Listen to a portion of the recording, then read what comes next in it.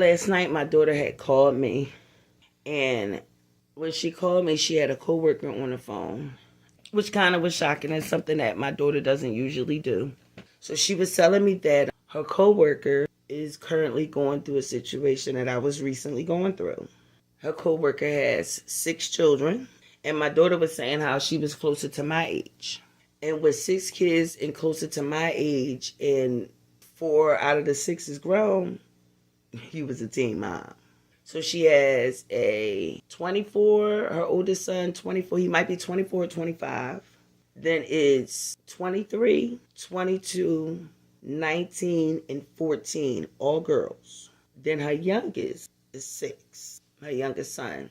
And I'm not going to break down everything that we talked about, but it made me really think. I really wanted to dedicate this video to single moms with adult kids, because I know what it is. I know what it feels like.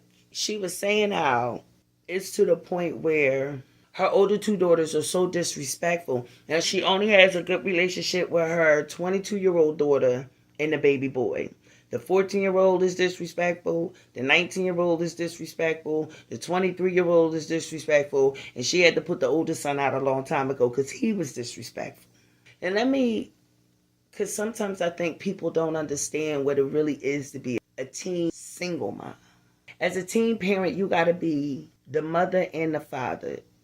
And usually you have to be more of a father than a mother, especially if you had sons. You might get sit more in your femininity a little bit if you had all girls maybe. But girls is tough. Girls in a lot of ways can be tougher than boys as a single mom. Because they're a reflection of every part of you. The good, bad, ugly, all of it. Mixed with their own shit. You feel what I'm saying? And a lot of times as parents, when you know all you have gone through, I was a teenager and I figured it the fuck out. And I get almost like this. It's like, if you wasn't a perfect mom from the beginning, I don't want you. If you wasn't a mom that I feel like you were supposed to be, I don't want you. Never mind. And if you think of these ages, if she had them back to back, you feel what I'm saying? The older 4. Then she chilled. Then she had another one. Then she chilled. Then she had a baby, right? For sure, when you are the oldest, you're the experiment child, right? I'm the oldest, so I know. You're the experiment child. But when you a teen mom, your oldest are more than it's deeper than the experiment child. The first few is the experiments, because your brains ain't fully developed until you about in your 20s. You still want to be a teenager. I wasn't no different than any other teenager just because I had children. It made it so much worse. And when you're a broken, damaged teenager that's been sexually abused, been taken advantage of. The day my uncle touched me, it was the day my dad died. My favorite uncle. And because shit cracked my brain cells so much, from 15 to 17, I allowed that man to violate me. And then one day at 17, I was like, shit, what is going on? And then I got to go back and raise these little girls. Shit is normal. You make so many mistakes. And for whatever reason, sometimes them older ones get older. And especially, this is what gets me. When you get to a point where you want to be better, you want to do better, you feel what I'm saying? You just stop for a little bit, and then you done had this baby. Now you 23, 24, 25. Your brain done fully developed. You done recognize, damn, I had some shit together. Feel what I'm saying? Any real mom. And still we ain't talking about perfection. We just talking about let's wheel it in. You feel me? Still make plenty of mistakes in your 20s. Start coming together a little bit in your 30s. In your 40s, you still something clicking like, bro, let's be ground. You feel me? But it's so hard because you don't even know who you are. And then you got to figure out how to be you and be a mom. And you don't know the definition of either one. And so when you have that kid who blames you for everything, who refuses to see who you are for the younger siblings, and what happens is jealousy sits in, envy sits in, anger sits in, And now you get to 18, 19, 20 years old and you can't put me on punishment. You can't whoop my ass. You can no longer do these things. Now what's up? So now it's like I'm in competition in my own home. Now she didn't say this to me, but we Philly girls. And what I know for sure is that a part of her, because she's planning her escape right now, y'all. She is trying to figure out a way, because she's on Section 8, and she said, I got to get the money up. Because with Section 8, they pay the rent, but you got to pay the security deposit, all that. You got to pay that yourself. So she's like, I'm in the process of getting this money stacked up and saved. It might not be no Christmas. You feel me? Like, I need to go. So her theory is I'm going to take youngest to 14, my two youngest ones. And hopefully maybe we can, me and my youngest daughter can heal. But she has to get the 14-year-old away from the two older problem children, because the 14-year-old just basically doing what she wants. And so I know I got the energy and I feel it. She's scared to death that it's going to get to the point where it's going to get physical. And her daughters are so disrespectful that the two older ones will try to jump her. Yeah, it's that disrespectful. It go down in North Philly. This is different. These generational kids is different. And she feels that in her soul. Because it's like, and I'm ready to fuck y'all chicks up. But see, she really, in her soul, and because that 14-year-old don't know better, she'll jump in it. You feel what I'm saying? So she's just like, I don't care what they do. I don't care what they say. I don't care what they do. I don't care what they move. I don't care. I don't like none of it. And she's putting herself in that mindset to protect herself from doing something she feels like she's going to regret in the long run. And knows that so are her children. In the long run. And when I say in the long run, 10 years from now. It's so hard. See, in two-parent homes, I had a two-parent home. In two-parent homes, you can bounce one off the other. My mom was more the disciplinarian, so my dad was the cool one. You feel what I'm saying? If my dad had to be the disciplinarian, you seen a whole nother side of my mama. Like, oh. You feel what I'm saying? She became the cool one. You feel me? But they had the energy of bouncing off each other. When it's just you, it's however many kids you got against you. I used to tell my kids all the time, it's 4 against 1. It's 4 y'all against me. So y'all got to cut me a slack or cut me a break, dog. I'm only human. The hardest thing in the world is to be a single mother. It's the hardest job in the world because you're only doing the best you can. Now I'm in a new era. I'm the consultant now. And because I choose to move so far away, now prior before I moved here, my daughter, I had my grandkids all the time. My oldest daughter, children, her twin sister. Even if me and Malia wasn't beefing back and forth, that girl been wanting to be a mom since the day she was born. Y'all, let me tell you, when I gave birth to Christopher, the twins was 10.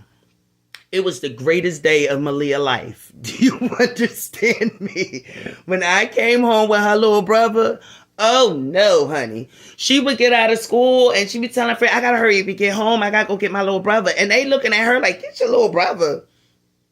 Where's your mom? Oh no, my mom near, but no, that's my little brother. I would wake up in the middle of the night to feed my child. This girl was already up feeding him. Little girl, you got school. Give me my baby. So that's just who she always wanted to be. You feel me? So I already knew that she'd have stay at home. I'm going to figure out a job I can do from home, homeschool type of mama. And I ain't going to lie to you. I ain't the babysitter. I've been a mom since I was 16. No. If you want to get a break, I'm that mom. I need a break. Come on, bring my babies. Feel what I'm saying? Living down south, me and my daughter has said that we're going to figure out a way for us to spend a month together every year. Now, whether they come to me one year, then the following year I go to Philly. You feel what I'm saying? So that I can still be able to get back home and see family back home and not be, I don't want to be that. I ain't been home in 5 years. I don't want to be that. Because I love my grandchildren. I love my family. But I had to get my life. I hate the snow. I love being a Philadelphian. I love being born and raised in Philly. I will live north, die north. Live the North Philly girl for life. I hate snow. With a passion. I hate snow. You feel what I'm saying? Back home, they talk about buying houses. Down south, they talk about buying land. I want to be down south. And my kids pushed and motivated Malika and Malia, and Malika, Zamir, and Christopher. As at the time doing that all transition, me and my daughter was not on good terms. We wasn't speaking. And so now the difference between me and her is my daughters wasn't living in my house. When I moved to New Jersey, my daughters were 17. And so they were in their last years of high school, and they was just like, Mom, we really don't want to move to Jersey. And it was a hard choice and a hard decision, but they stayed in Philadelphia and me and my son stayed in Jersey. And so when my daughter was disrespecting me, she was disrespecting me in Philadelphia while I was in Trenton, New Jersey. Because that girl wasn't crazy enough to do it when I was in any close vicinity. Because I'm that mama. I don't care how old you are. I'm going to rip your throat out your neck. Who you talking to? Okay? And so it was a lot. You feel what I'm saying? Now, me and my oldest son, oh, God. Man, that boy was. He's a Sagittarius and I'm a Gemini, so it was war when there. And because we're mirrors, Geminis and Sagittarius are mirrors to each other. So, man, Lord. But that boy, he don't play about his mama. Y'all want to see my son? Y'all go watch some of my earlier vlogs that I have on the channel. Go watch some of them earlier vlogs. You'll see me and my son. That's my partner in crime. Me and Samir, that's my partner in crime. He is. And Christopher's just my heartbeat. I have a saying that I say about my kids. So it's my saying. The twins is the bloods in my veins. My oldest son is the bones in my body. And my baby boy is my heartbeat. And I can't live without any of them. You feel me? I think I should have said that to her when I was talking to her yesterday. But she is so... And she kept saying, I don't care. Yes, you do. The fact that you keep saying it is because I know you do. It's impossible to not feel hurt. When you are going through it with your adult child, you get nothing but flashbacks of their childhood and all the things you have overcome and dealt with and sacrificed. And to have this woman got a 5-bedroom Section 8 house. She did what she needed to do to keep her family together. And at the end of the day, when y'all get grown, this is the things that you give me. I want, peace, love, and hair grease. You feel what I'm saying? Like, I did more for you to get grown. We only 16, 17 years apart. 18 years apart. I would rather for us to be cool than not. I don't want to beef with you. I don't want to argue with you. And I know it's possible because I have it with my oldest daughter. It's a balance. You feel what I'm saying? Like, I figure out ways to respectfully talk to her as my adult child, but also remind her that, yeah, you baby, but you ain't that grown. Watch your tongue. You understand what I'm saying? In certain situations. And she checks herself. Go as far as saying, Mom, let me call you. I'm going to call you. We're going to talk later, Mom. All right, baby. We'll talk later. So to you single moms, I see you. And if you are going through it with your adult children right now, protect your peace because they're grown. The only thing that you can do is protecting your peace and stand on knowing who you are. You know that same teenage mom. You're not that same 20-something-year-old. You grown. You figured it out. You carved your own lane. You created some boundaries. Because a lot of times it's also the kids had, a lack of boundaries and a lot in areas where it should be more, and it was little in areas where it should be. You understand what I'm saying? Like lot in areas when it should be less, and it was little areas where it should be more. When it came to boundaries and as a teen and raising a kid. And so when you start learning and understanding, developing and knowing what the boundaries is, that another thing that affects them on who you knew now. You a new mom. I want the old mom back. You feel what I'm saying? And if the old mom, now you want to be a good mama? Now you want to be a better mama to them than you was to us? Or that, and they're not going to naturally say that. They actions show this shit. Because you just be like, what the fuck? What is this? Like, why do you think it's okay to talk to me like this? Like, when did it happen? Did we turn around? Did you think it was cool? You do know I'm like this and not like this, right? As Funky Don even say. Okay, I'm like this and not like this. I'm going to slap the taste out of your mouth. You know what I mean? And then it's literally you against them. I feel for her, yo. Feel for her. My sons wasn't never go, but so the worst Amir ever did was like restrain y'all. Because I'm having mouth for he's aggressive. My oldest son can be real passive aggressive. And I hate that shit. You hear me? Yo, arguing about something. And he said something to me and I smacked the shit out of him. And he grabbed me and restrained me. He had me like this. I said, get off me. Now I'm looking down on the bed and I see my cell phone down on the bed. Yo, as soon as he let me go, I picked that cell phone up. I said, bing, bing, straight blacked his eye, hit him with the corner of the phone. He jumps up because they son Gorilla. Okay, they him Gorilla. I ain't hearing little dude. See if I might give a picture and put it in hand, no little dude. Y'all, that boy got up, punched the wall. I don't give a damn what you do. You gonna get up out of here. You get out. You think that this, I wish that I would do it again. Put your hands on me. Yo, not easy. Now my boy call me every other day doing video time, so he makes sure his daughter know his mama. You hear me? Hold on, y'all. Because the more you stand 10 toes down in yourself and just live your life authentically, they already grown. They're going to have to figure it out. They're going to have to make their mistakes. What you know for sure, as long as they disrespecting you, their life is going to be difficult. And so all you have to do is keep strengthening, keep maturing, keep becoming a better version of yourself. So when they bring their asses around, you can handle it as grown adults in maturity and not with the mindset of you did this to me. Because we as mothers, we should be the only ones who are, that unconditional love means to forgive even when they don't know they need to be forgiven. That unconditional love means that though I have to separate myself from you, I love you so much, but I don't like your ass right now.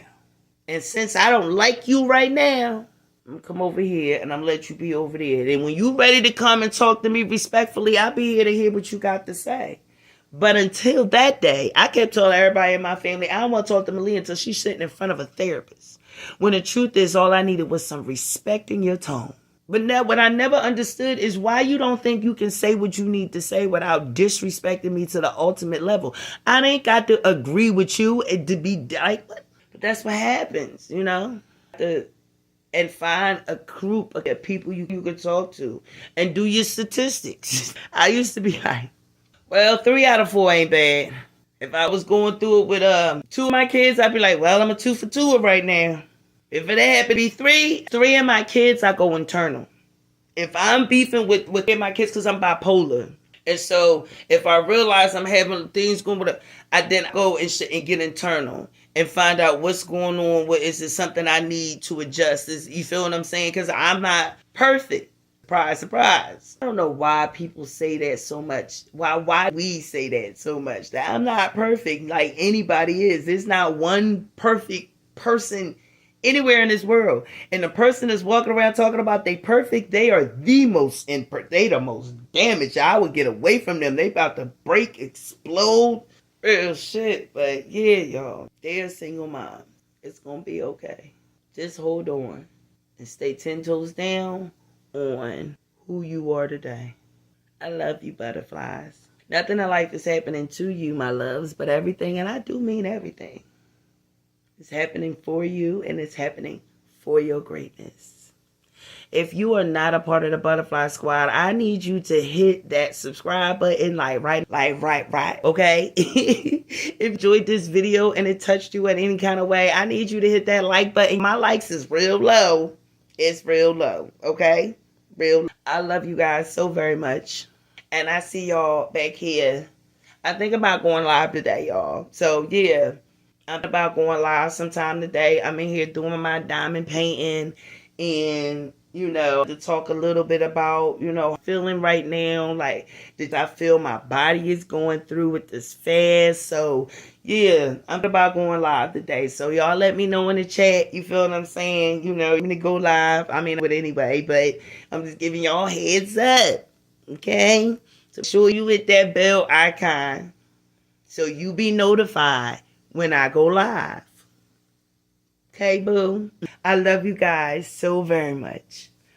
Butterflies, squad out.